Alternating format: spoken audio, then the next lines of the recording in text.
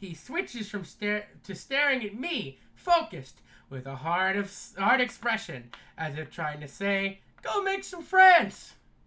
Get her out of here. Yeah, it's not "go make some friends," it's "make her leave, please." Hello, everybody! Welcome back to Katawa Shoujo. Alright, welcome back to Katawa Shoujo. We last left off, we met Emmy, we nearly died, and now she ran away. So, time to continue. Zero's here as well, but he's munching. He's munching. I've got lunch. What? Yeah, on his lunch. I've got lunch. That loony. Moving on. Does that kind of thing happen often around here? There are more rules in Yamaku than usual for running in corridors, but that rarely stops Emmy, it seems. She shakes her head weakly and offers a slight, composed smile. I don't think there's anything we can do to stop her, I'm afraid. Shall we be off then? Lily heads off along the hallway and Hanako hurries after her. The route to the room the two of us use for tea is fairly simple to retrace. Still being fresh in my mind from yesterday. Fantastic. Lily and Hanako quickly go about their business for making lunch. Before I can even open my small bag of food, Lily's busying herself with her thermos and tea bags as Hanako is setting out both of their lunch boxes. They've done this before, obviously. So, is this what you meant by coming here almost every day? Yes. Hanako and I usually have lunch here, and it suits us both. So we end up using this room regularly. After seeing Hanako's reaction to me over the past couple of days, I can quite understand why that is a boon. That, and Lily's able to get some quiet away from her class as well. I take my seat last after Lily's poured the tea for us and sits down. The more time I spend with these two girls, the more I think that they're a perfect foil to Misha and Shitsune. Yeah, pretty much. Indeed. Yeah, yep. Even without a voice, Shitsune is direct and brash, and Misha seems to get along with everyone. On the other hand, Lily is soft-spoken and relaxed, while Hanako seems to be the shyest girl I have ever met. So, how are you faring in Yamaku-sao? You seem a bit flustered before. Apart from getting lost every now and again and being crash-tackled outside of my classroom, fine, I guess. You look pretty hurt before. Are you really okay? For a brief moment, I considered telling Hanako and Lily that my condition, but then I hold it back. Like an idiot.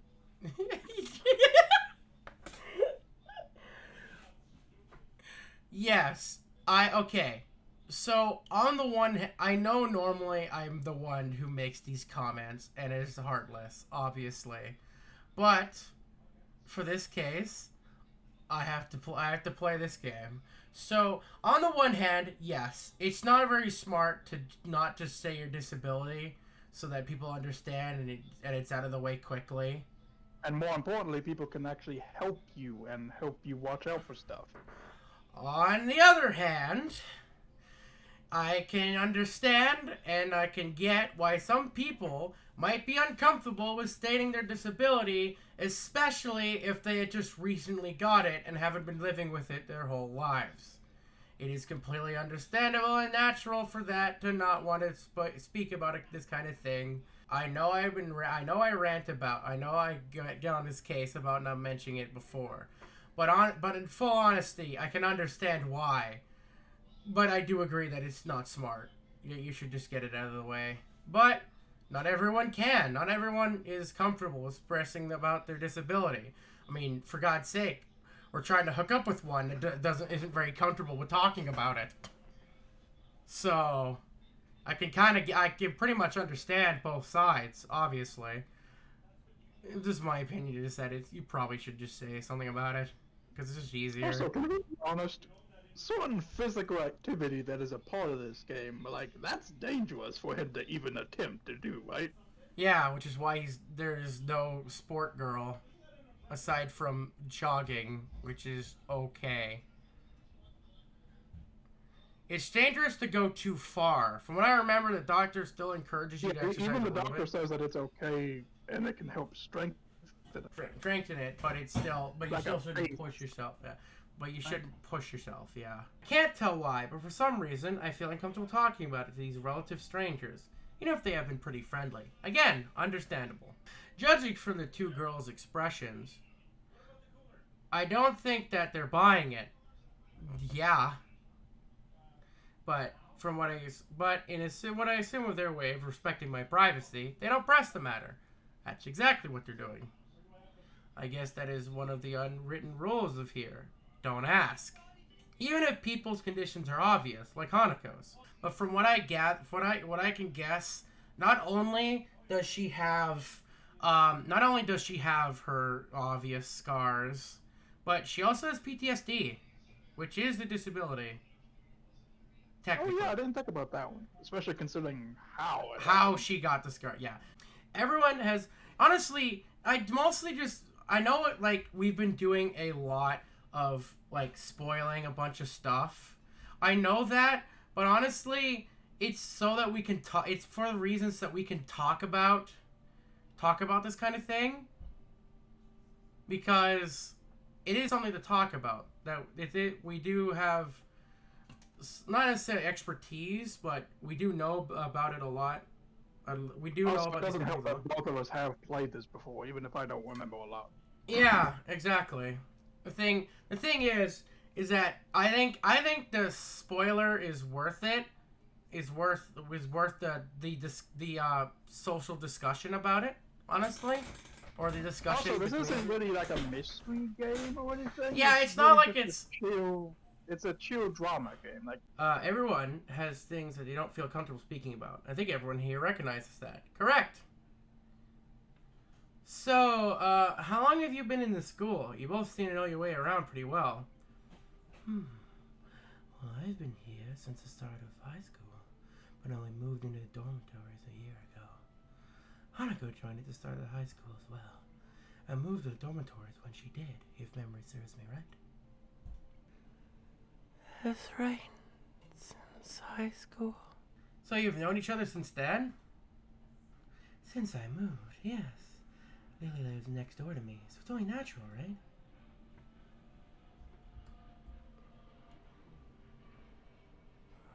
Right. Yeah, of course. Living next to someone is probably reason enough to befriend them, though I'm guessing that Lily's blindness played a part in that as well. To be fair, the only reason why you quote-unquote befriend Kenji is because he lives next door and doesn't shut up. Kinda. I can't imagine Hanako easily making friends with someone who has to deliberately avoid looking at her scars, which probably also contributed, considering she can't see. Doesn't really matter anyway, does it? The immediate conversation dried up. We start to eat our lunch. It isn't long before the bells are signaling the end of break. Like me, the girls pack up their lunches as efficiently as they set them out. I guess I'm gonna be off. Are you going with Isao, Hanako? Hanako looks up at me, and for a second I can see that she is considering skipping class. Maybe just avoiding walking to the classroom with me. Yes. I don't know what to think of it. Hanako really is really delicate to a point of breaking if she's looked at the wrong way. Not quite true, but never mind. Not worry about that yet. she just comes off that. She comes off that way, but it's not necessarily the case. Yada yada yada. It makes me a bit nervous too, but I push the feelings aside and try and be as natural as I can, which is great, considering how terrible you are at it normally. God. Anyway, we should hurry then. Class has already started with the sound of it. I keep forgetting to click into the game, and I just keep clicking my desktop and hoping that actually skips proceeds the dialogue, which it doesn't. Lily gives a nod of farewell as she bends down to take her cane. Hanako and I, filing out before her, did it again. God fucking damn it. We walk quickly down the empty halls to our respective class. As we reach the door to Lily's 3-2... Okay, yeah, I got it wrong. Yeah, we're 3-3. They're 3-2. I got that wrong. My bad. She turns towards me. Isao, thank you for sharing lunch with us today. My pleasure, Lily. Look at the cosmos. You can see the cosmos in her eye. It's great. Anyway, and with that, we part ways. Lily enters her classroom and leaving Hanako and me to make off to our own. She's still looking like she wants to run away. Quite frankly, don't blame her. School sucks. Anyway, moving on. I guess this is more specific. High school sucked. At least for me, anyway. So, do you really want to go back to class now? Yes. Okay, then. I feel like I should say something more to her, but it's hard to come up with anything that will be appropriate and safe enough. It's just kind of all you need. You sure? Yep. Okay. That's kind of the end of the conversation. And Lily was right. The more we spend time out here, the more explaining we have to do. God forbid that happens. I open the rear door of the class and walk in. Where's the other door? Rear door? Does it mean there's another door? Where's the other door? I thought there was only one door to this classroom. If this is laid out like a general Japanese classroom, there's usually like a long rectangle classroom, and there's a door at either end. The teacher looks up to me and opened his mouth to say something. However, as Hanako follows me in, and closes the door, he simply nodded at us to continue his lecture. Oh, sweet. Walking all fast. Oh, I feel bad for that one. Oh, I feel miserable for that joke. Man. Yeah, but it's not long? Question mark? This is the third time that Hanako had her truancy practically ignored. There's something definitely going on in here. Again, for the fourth time now, it's none of your fucking business. We make our way to our seat, and I notice that Misha and Susan are both missing as well. MIA. Fantastic. I wonder if it's some form of informal agreement with the staff, or if it's a perk to afford unique students of this class. What would be considered unique in this school? I'm just saying. Well, with Shizune, she's part of the council, right? They're both part of the something going on. They're both part of the council. If I remember correctly, where they are, they're at the tea shop. Oh, never mind then. That's not even an excuse. God, no. I try to make as little disturbance as I can. I extract irrelevant textbooks from my bag and start catching up. The class goes on quietly. Teacher seems okay. Also, that might be why they tip so generously. He's bad. Yeah, probably. Teacher seems to be an okay person despite the weird first impression I got. And the material is relatively interesting. However, the way he teaches is really bizarre. It's as if he expects that everyone is a natural genius. Well, that's very polite. I don't really see him teaching at all, so I don't know what the process is. I see it as him teaching as if everybody knows exactly what's going on, and he's just explaining it. Like he's just reading out the book word for word instead of expecting people going slowly and expecting people to not understand. And he's just reading word for word and then being done after the chapter is over. So he's the type of person who would turn around, write something on the blackboard, and expect everybody to understand it instead of telling them what he just wrote. Pretty much, as far as I know. Oof. Yeah. Oof, that's a bad one. That might be part of his disability though, so I'm not gonna comment on it. If he has one, if he has a disability, it might be part of it. So. I'm not going to comment. When the final bell sounds, I realize that there's still a lot of time left on the day, and I'm left wondering what to do. Go read. It's odd. At the hospital, I had 24 hours a day of free time, but here, filling the considerably short hours feels difficult. Everyone else leaves, and I'm left alone with the teacher. Oh God, I don't want to talk to the teacher. Muto is examining his assignment sheets we were working on earlier, marking them with a red ball pen. Raising his eyes from the papers briefly, he noticed me and furrows his brow. Haha, you'll talk again. Sucks to suck. What is it, Nakai? I jump at him, addressing me, but I guess it's natural to spark some conversation since there's nobody else around. Nothing. Thinking about what I do after school. The teacher slowly puts the cap on the pen and he is holding and arranges his papers into a stack, clacking against the desk twice. He seems very methodical, and for a brief moment, I'm reminded of Jisune, but the teacher is more unhurried and relaxed, much more routine. You have no plans? No, I considered joining a club, but I don't know what kind of club would interest me. I also don't know why the music is so loud in my goddamn ears.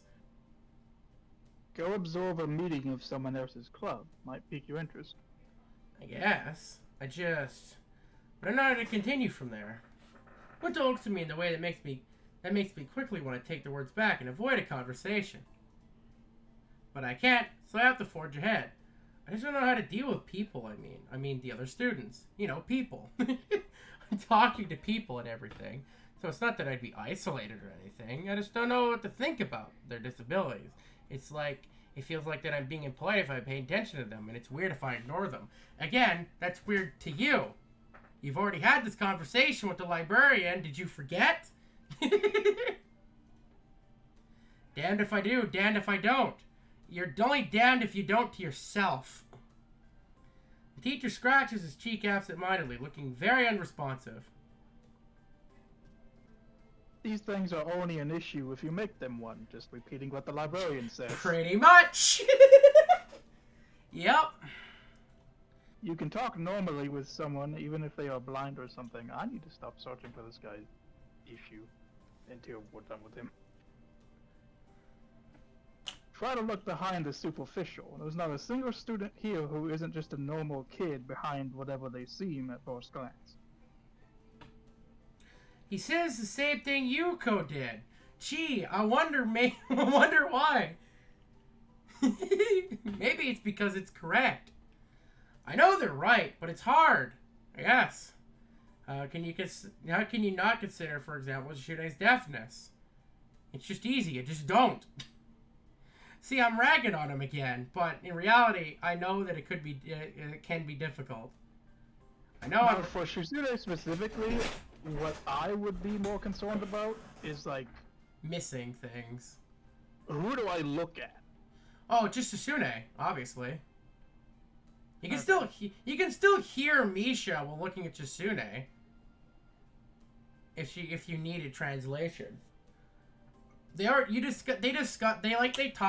on that in her they touch on that in her dialogue in her path early, where it's like she expects you to look at her when you're talking, because that's what you're supposed to do. You're supposed to look at the person that you're talking with, right? That's the polite thing to do. So, and the person they also mentioned how she has to glance at Misha's hands on occasion. So yeah, I guess it would be the same thing, but like different sides. But mostly they're just mostly you just look at the person that you're talking to, and you're not talking to Misha specifically. You're talking to Shizune, unless you are talking to Misha, then you'd look at Misha. But if you're talking to Shizune, you look at Shizune. Even if you can't understand it, you'll definitely get a translation. It's not like she's quiet about it or anything. You have to lean in to whisper. Not like you'll miss it.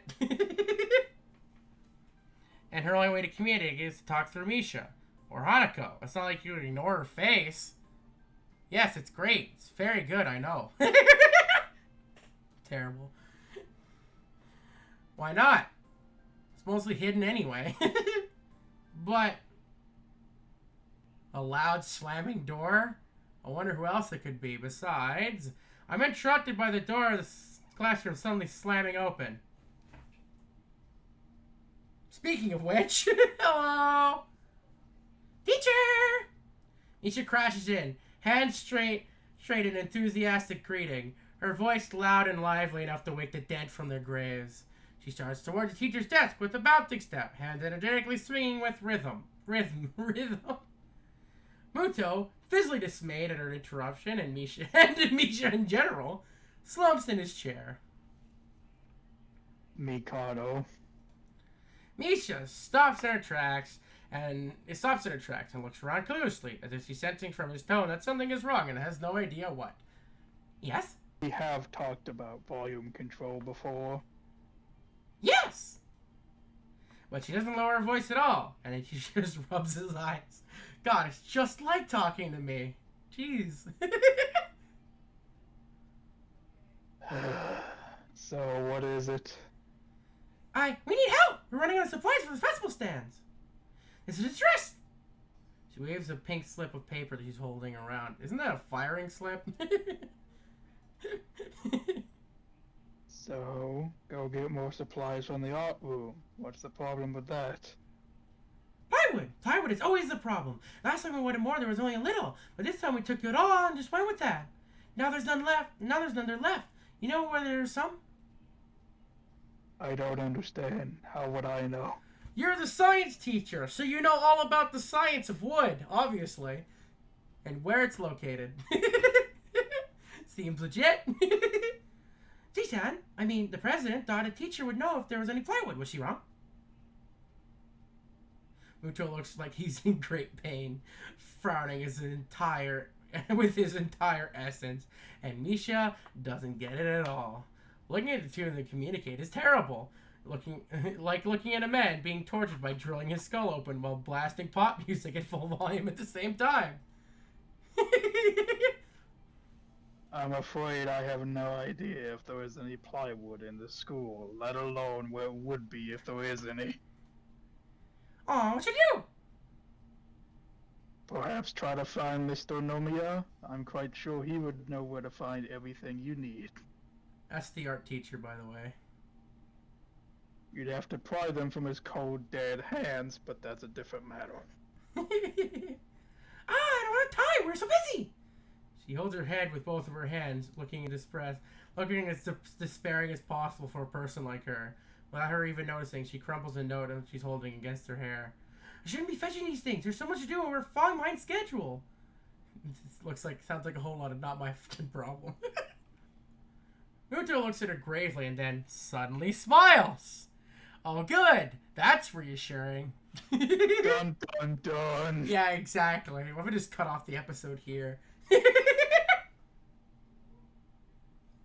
That would be terrible. Smiling does not really fit his face. I think it'd be better if he didn't. I wonder if you could get some temporary help.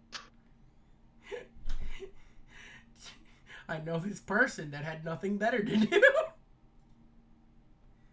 He switches from staring at me, focused, with a hard expression, as if trying to say, "Go make some friends." Get her out of here. Yeah, it's not go make some friends, it's make her leave, please. I guess I can give you a hand. You can? Thanks, Ichan. You're really nice. He pauses, does a double take, and then points at me with her finger, yelping, "Ah!" and looks very puzzled. Come to think of it, what's Hichan doing here? Class is over. You should be having fun. We just had a little chat. Oh no, it's not detention, is it? Are you in trouble, Hichan? That's exactly what I would have thought. No, I'm not. Yet. Is Hichan in trouble, teacher? No, he's not. Muto sighs deeply. I feel that I have to help Misha to get her off the teacher's back. No, really? Where'd you get that idea from? So what do you need? Here's a list! I can try and find the plywood from somewhere. If there's none in the art room. Yeah, told you it was the art teacher. Oh wait, she offers me a note she's holding. I take it as a kidding. Wait, is this? Yep. This will be it. As I said I'd help you, but it has no implication of whether or not I'm joining student council or not. Or doing council or not. Aww! Still, thanks, Chan. Trying to be quick. We're building a stall streak now. We must hurry, hurry, hurry! She bounced out of the classroom, leaving me and the teacher looking at each other with something that feels like silent agreement. Well, there you have it, Nakai. You have something to do now. Please don't sound so smug. Looking at the list with a number of items ranging from paint to plywood, I thought you said you were dealing with the plywood. What the Whatever. All written with small, neat handwriting that is undoubtedly Shisune's. I heave a sigh. I'll be going then. Waving the long list limply at the teacher, I exit the hallway and immediately get plowed over again. No, I'm just kidding. This be hilarious. The classroom closest to ours is designed belonging to classes 3-1 and 3-2 are on the right side, and on 3-4 the left side, looking exactly the same. Further down the corridor, still with identical doors, are rooms that I didn't think were used for classes. I guess the art room is not a classroom as such. I carefully push open the furthest door and peek in. Excuse me, is there an important character in this room? If so, please show me a CGI that says that you're an important character. That's right, I can break the fourth wall too, goddammit. It's a classroom, but it seems the rather badly kept or not in use. Am I in the right place? Desks and chairs are all around the room. A thin layer of dust settling in on them. There are some easels in the corner, so it at least looks like the right place. The room is flushed with sunlight and big windows. Shadows creeping all over the desk. Specks of dust. What? Specks of dust are dancing in the stagnant air, making the beams of light almost visible. Jokingly, I call into the empty room. Anybody help? Someone catches my eye, and I stop mid-sentence. Look, an important character. Standing on the desk is a short-haired girl, curiously wearing a boy's uniform, with a fork between her toes, a morsel of food stuck firmly on the end. The odd way of dining seems to be caused by her apparent lack of hands, but her presence here is what takes me even more aback. How did I miss her before? She's sitting in the corner very still, yet somehow I took her as a part of the furnishing or a statue at first glance. I'm not being too observant today as a whole. Yep, saw that coming. Yes, you aren't. The girl seems to be frozen in place, staring at me with her huge eyes like a rabbit in headlights. She seems to be staring at me, her mouth wide open, ready to accept the fork. I'm staring at her, my mouth wide open, still remembering I didn't finish my sentence and trying to think if I should. The weird stalemate between us both keeps us stunned in silence, punctuated only by the walls ticking rhythmically. The girl stuffs the forkful in her mouth and is now staring at me expectantly while chewing. This is a bit awkward. Hello. I was told to pick up some supplies from here. For the festival stalls, I think. I didn't think there would be someone here. There isn't. That's why I came here too. She picks up another forkful. Doesn't that mean that you're here then? She raises an eyebrow as if she suspected my observation is false. You're pretty observant. I guess it does. But who are you? The girl was pretty straightforward, didn't she? Yes. Probably the best part about her character, honestly. I'm Nakai. Sao Nakai. I just transferred in on Monday. I'm Rin. Tesakai Rin. Rin Tesakai. I won't shake hands with you, but at least you know who we are now. That's very nice. Now that I'm older, I might actually be able to understand Rin more. Yeah, probably. Took me a bit as well. Her deadpan manner of talking makes it hard to determine whether she's joking or not about shaking hands or not. Wow. Apparently I can't read. Amazing. It kind of bothers me that joking about matters that don't feel appropriate at all. See, again, this is your problem. Well, I'm trying to figure out what's appropriate and whether this girl is. She seems to have lost interest in me and is now gazing yearningly back at her food. And I continue my munch. If you don't mind me, I won't mind you. If you get your stuff, the supplies are at the back. Go right ahead, but lunch goes already over for the day. What word would you use then? There is no word for a meal that you eat after lunch, but before dinner, right? It bothers me very much too, but I don't really know what I should say. I don't think you're supposed to eat a meal between lunch and dinner to begin with. But I'm hungry now, and my delicious buck lunch would go to waste otherwise. I have curry. It's very delicious. With much decisiveness, Rin once again picked up a fork between her toes, and with at least as much impoliteness, she points it straight at me. So, Nakai, what brings you to this place? Like I said, I was told to look for things. No, the school. From outside, you look fine. Is your problem inside? Here we are. We're at the thing I was talking about in the last episode. I come to a full stop, open my mouth, but not getting a word out. Yes, some people are comfortable with it and don't mind talking about it. Not everyone does. Not everyone is uncomfortable with it either. I can guess. I'm good at guessing. Better than most people. Indeed. She's not. It cuts me off before I can answer her, or skirt around it somehow. I don't know which one I would have done. I froze in front of this issue again. I haven't told anyone about my condition, or maybe it's only because it hasn't really come up. I do get the feeling that not making issues of this, or you feel that not making issues of this is a part of the social code here, as the teacher said. I wonder if people here could relate. Probably not any better than any normal person could. I can't relate to Susune's circumstances, or Lily's either. Naturally, while this goes through my head, Rin keeps considering what my condition could be, with an overtly contemplative look on her face. She puts her fork between her lips and leans back, looking at the ceiling as if the answer was written up there. A wave of light illuminates her face from the window side, creating a mask of dark shadow on the other side. I don't think it's anything in your head, and something in your guts would be boringly ordinary, like this lunch of mine, and less delicious. The problem must be in your pants. I will repeat that sentence. The problem must be in your pants. I mean, as a guy, I feel as though that's an ordinary thing. This messed up Sherlock Holmes kind of statement and the sheer lack of tact that was delivered gets me completely off guard. I think I might have reeled back even physically as Rin's eyes widened in revelation and astonishment. So I was right. There's something wrong with your tackle, isn't there? Do you see why she might not be the best guesser? Oh, Lord, I do not remember this score at all. I mean, don't get me wrong. I tried playing it twice to understand her, and I still couldn't understand her. So I think I might have just blinked the rest of her away. But god damn, I do not remember this. I remember this conversation. It really stuck with me. Especially considering I did not, because at the first time, I didn't even consider that it could potentially be someone's problem. Wait, did you not know, ED? Oh, I know that, but it never occurred to me that it might be why they're at the school.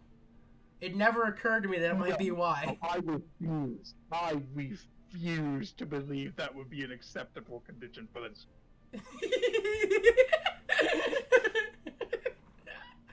Still partially in shock, but recognized the need to reply with something, I said, "What the f?" I spit out the first thing that I could think of, which is definitely for me, "What the f?" No, nothing like that. I have a heart problem. Arrhythmia. That's right. Rin. Rin is the first one you tell. And it's all because you don't want to think that it's your tackle. Yep. I feel like that's less you telling it and more like she accidentally forcing it out. It still counts. I said it. More like blurted it out, but I said it. See? That's exactly what the game thinks as well. The girl in front of me purses her lips together and glowers at me, looking very disappointed. How boring. Trouble in the pants would have been much more scandalous. Oh, thank you for that. That's the. That's not wrong. It's not wrong. Doesn't mean that that's not correct. What's with this reaction? I'm sorry to let you down. I forgive you. I collect people, and with a person, that kind of problem would have been really great. Collect people with different problems. So you just go around asking what's wrong with them? Pretty much. I see. Yeah, no, I certainly did not remember win at all. Holy I did. Problem is that I relate to almost every character in this game, and it's for ranking, it's at the time, the first time I played it, it was Hanako, Rin, Kenji. Nowadays, it's more like Kenji, Rin, Hanako. I am somewhat disturbed by how much A, better I can understand her, and B, how much more I can relate to her. Little left to say. Rin resumes her lunch and the conversation dies away, but I keep thinking about what I said. It's the first time I told anyone about my condition. All the other people have either known about it already or heard about it from somebody else. Or I didn't need to know about it, like every other student here so far. Should I have told it as a natural part of introductions? Is it expected of me? No, you just get to do whatever. Hi, I'm Asao. I have a very serious heart condition. I mean, I do that, minus the heart condition part. I mostly just say, hey, hi, I'm Logan. I'm autistic, and that affects this, and this. It's all a matter of how you want to get it down, all right? You don't have to tell. Yeah, I wouldn't do it as bluntly as he just stated, but to me, there's a difference between a physical disability that limits you and a physical disability that is life-threatening. Yeah. one that pretty much a lot of people should know because it's an issue. Yeah, pretty much. Is that how I'm supposed to go around introducing myself from now on? As if our disabilities would define us? What a disgusting thought. See, right here, in my opinion, besides the fact that this episode is almost over, this right here, I think, is the first turning point of when he starts to get more relatable. Right here. It might have been a little bit earlier, but for me personally, right here is when he becomes more relatable, as far as I remember. I mean, at least with this sentence, he's not denying it anymore. He's not only is he not denying it, but he's also disgusted by the idea that the disabilities that are supposed to define a person, which is great. Great progress. With this Tezuka girl has an unnatural interest in such things. As I walk to the back of the room, pick up the items on Misha's list, a chance opens and to study Ren out of the corner of my eye. But yeah, so that is the end of this episode. I think these episodes have been the most that we've talked about this kind of thing. It's still interesting, but yeah, so there we go. We've met all the characters now. All the characters that are dateable anyway. Yeah, we have. Thank you, Zero, for joining me for this episode. And thank you for joining as well. And if you like, please leave a like, subscribe if you want to see more from me. But with that, we have been happy to have served you for this episode, and we will, of course, serve you in the next one. Thank you so much. Bye-bye! Bye-bye.